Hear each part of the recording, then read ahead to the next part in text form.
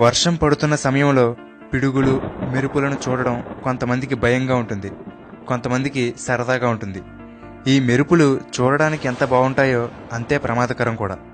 మీకు తెలుసా, ప్రపంచవ్యాప్తంగా ప్రతి సంవత్సరం పిడుగుపాటుకు గురై 24,000 మంది చనిపోతున్నారు. 2 లక్షల మందికి పైగా గాయపడుతున్నారు. అసలు పిడుగు అనేది ఎంత ప్రమాదకరమో చెప్పాలంటే, సూర్యుడి ఉపరితలం మీద 5,700 డిగ్రీల సెల్సియస్ ఉష్ణోగ్రత ఉంటుంది. కానీ పిడుగు పడినప్పుడు ఏర్పడే మెరుపుకి ఎంత ఉష్ణోగ్రత ఉంటుందో తెలుసా? సుమారుగా 29,000 డిగ్రీల సెల్సియస్ ఉష్ణోగ్రత. అంటే సూర్యుడి కన్నా 5 రెట్లు ఎక్కువ వేడనమాట. అంతేకాదు, ప్రపంచవ్యాప్తంగా ప్రతి సెకనుకి 100కి పైగా పిడుగులు పడుతున్నాయట. కాబట్టి అటువంటి ప్రమాదకరమైన పిడుగుల నుండి మనల్ని మనం కాపాడుకోవాలంటే ఏం చేయాలో ఈ వీడియోలో తెలుసుకుందాం.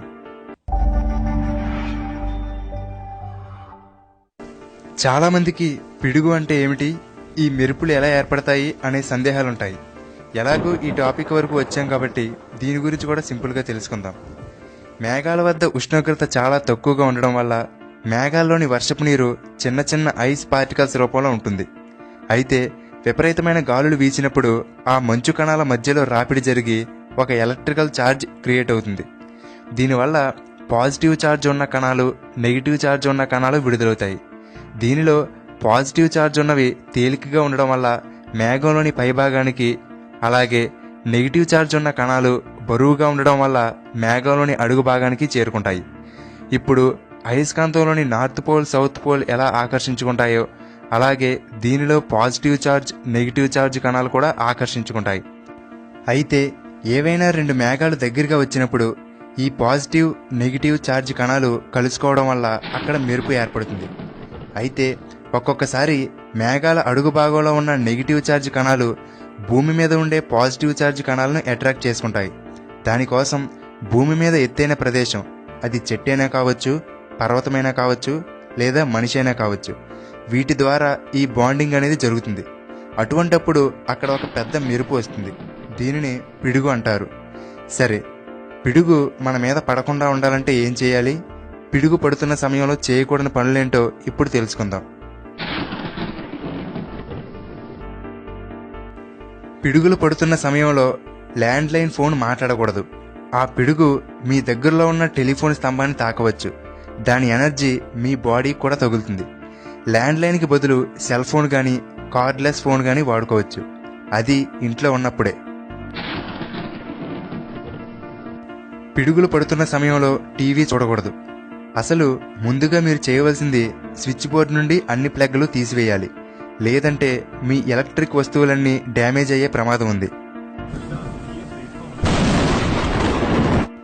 పిడుగు పడే సమయంలో షవర్ కింద స్నానం చేయడం, అలాగే ట్యాప్ కింద చేతులు కడుక్కోవడం, గిన్నెలు కడగడం వంటి పనులు చేయకూడదు.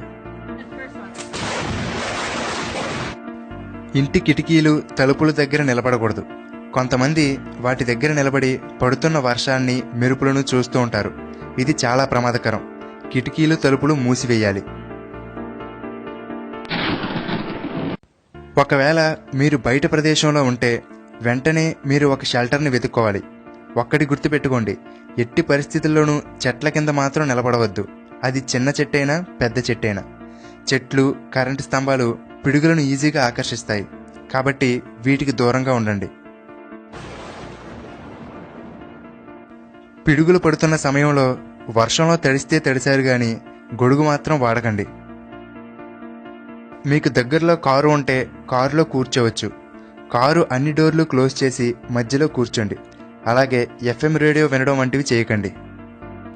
ఒకవేళ మీకు దగ్గరలో ఎటువంటి షెల్టర్ లేకుండా విశాలమైన మైదానంలో ఉన్నట్టయితే చెట్లకు దూరంగా తక్కువ ఎత్తున్న ప్రదేశంలో కూర్చొని తలని మోకాళ్ళ మధ్యలో పెట్టుకోండి. అలాగే కళ్ళు, చెవులు మూసుకోండి. ఎందుకంటే అంత విపరీతమైన లైటు, సౌండ్ కారణంగా కంటి చూపు, వినికిడి శక్తి పోయే ప్రమాదం ఉంది. మనల్ని నమ్ముకున్న మూగజీవాల్ని కాపాడే బాధ్యత కూడా మనదే.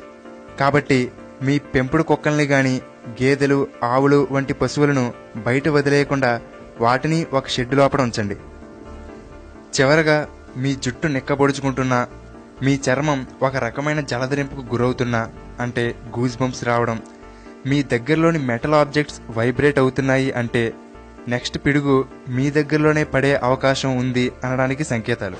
కాబట్టి జాగ్రత్త పడండి. ఫ్రెండ్స్, ఇప్పుడంతా వర్షాకాలం, అందరికీ ఉపయోగపడుతుందనే ఉద్దేశంతో ఈ వీడియోని చేశాను. మరి మీరు కూడా ఈ వీడియోని మీ ఫ్రెండ్స్ అందరికీ షేర్ చేయండి. అలాగే ఈ వీడియో మీకు నచ్చితే లైక్ చేయండి. ఇటువంటి మరిన్ని ఇంట్రెస్టింగ్ వీడియోలు మిస్ కాకుండా చూడడానికి తెలుగుబడి యూట్యూబ్ ఛానల్కి సబ్స్క్రైబ్ అవ్వండి. Thank you for watching. Share chat.